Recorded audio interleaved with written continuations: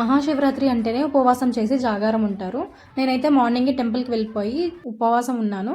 Night వచ్చేసరికి నేను ఎప్పుడు ఇంట్లో ఉంటాను. ఈసారి మాత్రం మా వాళ్ళందరూ కలిసి నన్ను బయటికి తీసుకెళ్లారు. సో ఏంటంటే గుంటూరు జిల్లా తెనాలిలో క్వారీ అని ఉంటుందన్నమాట. నారాకోడూరు క్వారీ అంటారు. ఆ చుట్టుపక్కల ఉన్న గ్రామాలన్నీ పెద్ద పెద్ద ప్రభలు చేసి ఒక దగ్గర తీసుకొస్తారు.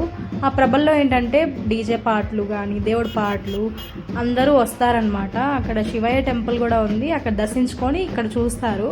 ఇక్కడ చూసి నైట్ అంతా జాగారం అలా ఉంటారనమాట. నిద్ర కూడా రాదు.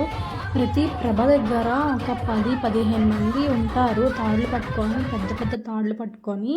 సో అవే అనమాట బ్యాలెన్సింగ్ అక్కడ ఆ ప్రభల్ని. సో జాగ్రత్తగా మనకి ప్రభలు అనేవి తీసుకెళ్తారనమాట. అక్కడే పెద్ద ఎగ్జిబిషన్ కూడా ఉంది. లేడీస్ చిన్నపిల్లలకి గేమ్స్ ఆడుకోవడానికి చెరుకు గడలు.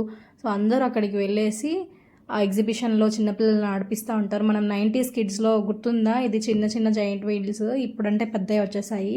సో నేను లాస్ట్లో ఒక రింగ్ ఆట ఆడాను. నేను ఎక్కువసేపు ఉండలేదు, 3 దాకా ఉండేసి ఇంటికి వచ్చేసి ఇంకా ఇంట్లో పూజ చేసుకొని మార్నింగే టెంపుల్కి వెళ్ళి నా ఉపవాసం జాగారం ఫినిష్ చేసుకున్నాను. ఈ ఇయర్ ఇలా ముగిసింది.